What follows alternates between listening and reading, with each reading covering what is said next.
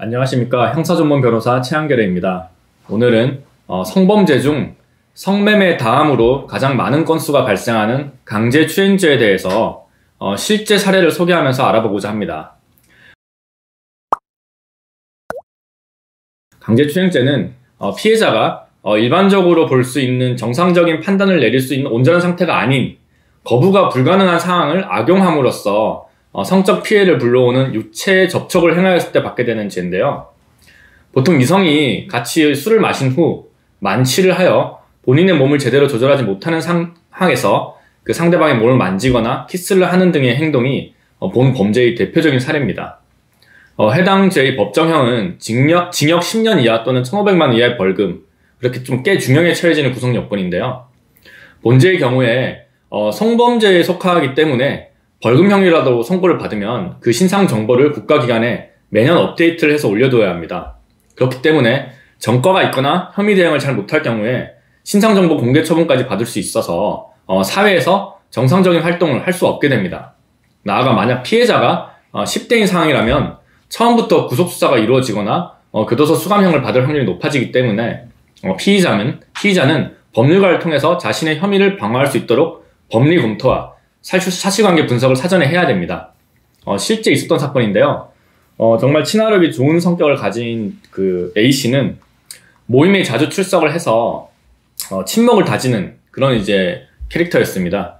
그러던 어느 날 다른 때와 같이 모임 자리를 즐기고 있었고 흥에 취해서 빨리 술에 취해 그 술을 좀 식히기 위해서 밖으로 나가서 바람을 맞으면서 정신을 차리고 있었어요. 근데 밖으로 나가려고 하던 중에 같은 테이블에 앉아있던 B씨가 A씨의 옷깃을 잡고 너 나 성추행하지 않았냐라고 따졌다고 하더라고요. 그래서 그 B씨, 피해자의 친구가 이 광경을 보고 경찰을 불렀고 그 A씨와 B씨는 경찰을 따라가서 조사를 받게 되었습니다.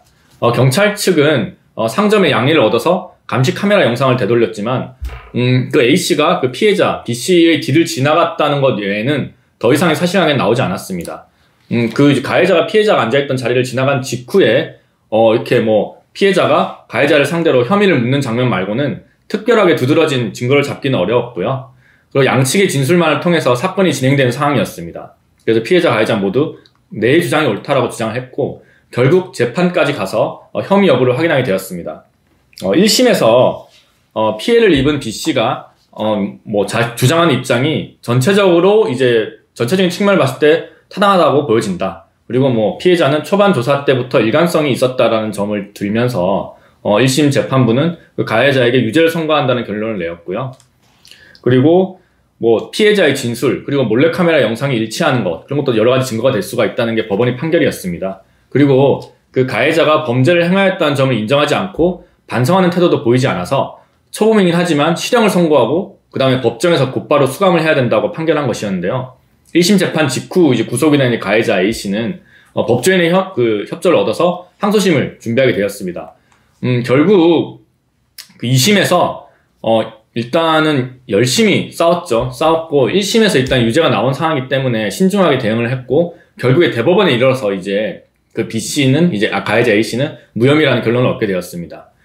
가해자가 혐의에 적합한 행위를 했는지가 확실치 않고 설사 범행을 했다고 하더라도 실형을 살 만한 혐의는 아니라고 대법원은 본 건데요.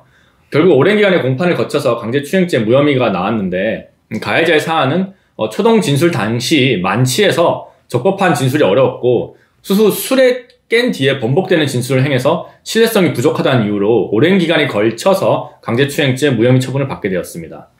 이처럼 실제로 다른 사람과 육체 간의 접촉점 부분이 없다고 할지라도 일관성 있는 적법한 대응이 행해지지 않는다면 위기를 마주할 수 있습니다. 그리고 해당 죄는 형법에 규정되어 있고요. 10년 이하의 징역 또는 1,500만 원 이하의 벌금에 처해지고 그리고 성범죄이기 때문에 신상 정보의 등록이나 공개 처분으로까지 이어질 수가 있습니다. 그래서 2차 사회적 피해가 우려됩니다. 통상 형사범죄는 물적 증거나 목격자의 진술과 같은 객관적인 증거에 의해서 구성요건 사실이 인정이 되고 그에 상하는 처벌이 이루어집니다.